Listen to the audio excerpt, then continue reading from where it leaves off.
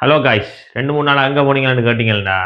ஒரு சின்ன பிரச்சனையால வெளியூர் போனபடியா, உங்களோட வந்து கதைக்கலாம போச்சு.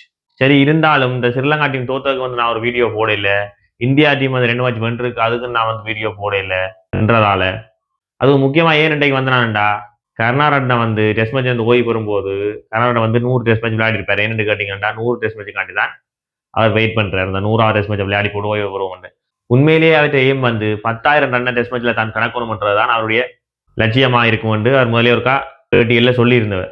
அதுக்கு முன்ன அவர் 7,200 ரன்னோடய அவர் விடைபெற போறாருண்டா. அது காரணம் வந்து அவர் வந்து கொஞ்சம் ஃபேம் இல்ல. மற்றது இனி அவர் டீம விட்டு வெளியில போனா திருப்பி உள்ளுக்கு வாரது கஷ்டம்ன்றது அவருக்கு தெரியும்.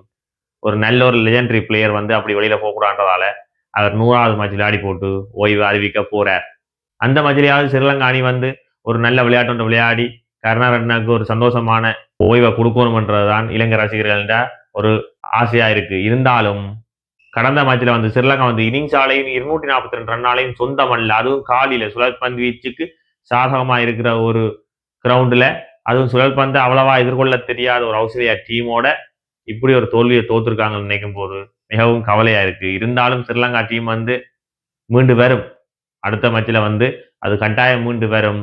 கருணாரட்னா வந்து ஒரு வெற்றியோட விடைபெறுவார் என்றது எங்கள் எல்லாருக்கும் ஒரு மன ஆறுதலா இருக்கும் என்று சொல்லிக்கொண்டு அதையும் தாண்டி ஒரு விஷயம் நான் உங்களுக்கு முக்கியமா சொல்லணும். அடுத்த கட்டம் வந்து ஓய்வு அறிவிக்க போறது வந்து மத்யூஸ் தான். கருணாரட்னாக்கு அடுத்தது. அதாவது நீங்க பாத்தீங்கன்னா மத்யூஸ் கட்டம் வந்து நெருங்கி கொண்டு வருது. ஏற்கனவே ஓடியையும் T20யும் விளையாடுற இல்ல. டெஸ்ட் மேட்ச் மட்டும் தான் அவர் எடுக்கிறது. அதுவும் கொஞ்சம் ஃபிட்னஸ் பிரச்சனையால ஆள் கொஞ்சம் வீக்கா இருக்கிறபடியா ஆள் அடுத்த கட்டம் வந்து ஆள் தான் ஓய்வு அறிவிக்கும் என்று சொல்லிக்கொண்டு 10 நிமிஷங்க அடுத்த போட்டியில விளையாடுறதுக்கான வாய்ப்பு இருக்கு.